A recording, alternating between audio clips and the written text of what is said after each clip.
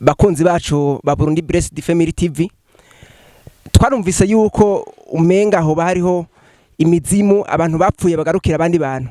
Uyu muntu muntaye yiwe twarumvise kumenga hariho byamushikiye bimeze nkuko, mbega imwe byo bari byo abantu bavyemere cankwe nibinyoma? Nivyo cyane muntahe yanje ndiko ndavuga aho Imana yankuye kugira ngo inshikane kugakiza, yarankijije ndabona ivyo bintu ko bibaho. Imana ntacyo yisigariza mu kutwereka ko yadukunze. Jewe nciga muri secondaire narakunda kwitaho abantu bashaje, nkagenda nkabavomera amazi, nkabakura ibivunja, nkumva nyene no buruko bwohera hari igikorwa ciza nakoze. Rero ivyo nakunda kubikorera abanyokuru. Hanyuma rero haragera igihe abanyokuru benshi baritaba Imana barapfa. Jewe maze kuja muri kaminuza, haragera rero igihe mbona abanyokuru babiri baje mwijoro nsinziriye. Babiri muri bamwe nahora nitaho nkakura ibivunja, nkagirira neza.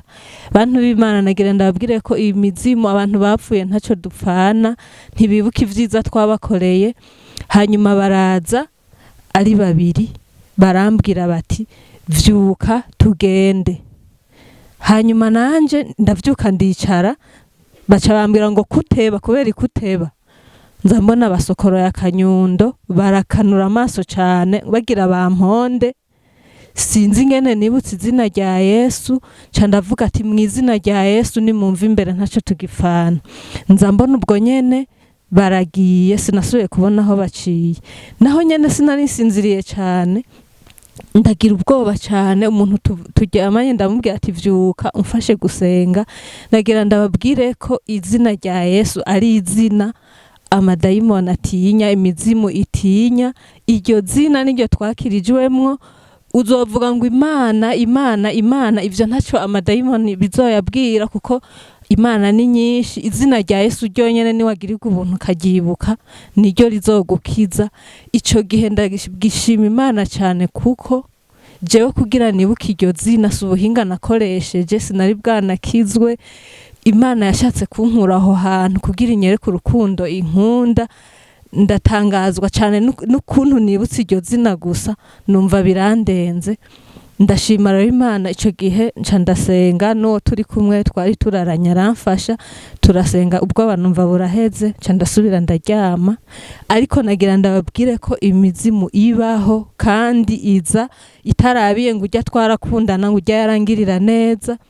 Nico gituma kwitwikiriza izina rya Yesu n'amaraso yiwe tuzama tubikeneye. Iyo ntagirirwa ubuntu ngo nibutswe iryo zina, nari gupfira mwitiro nka kurya abandi bose bapfa, kubera hari abantu baryama bakomeye bugaca bapfuye. Si kubera baba bari bagwaye, ariko izina rya Yesu ni izina rikomeye. Twebwe turaryama ariko impwemu mbi ziguma zikora ku mwanya ziguma zirondera, kandi zironse uwupfira mu vyaha ziba zitomboye.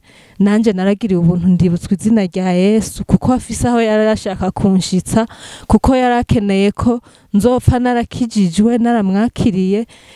Ego ndashima Imana cyane. Mumenye ko imizimu ibaho, mumenye ko impwemu mbi ziza mu buryo bwose.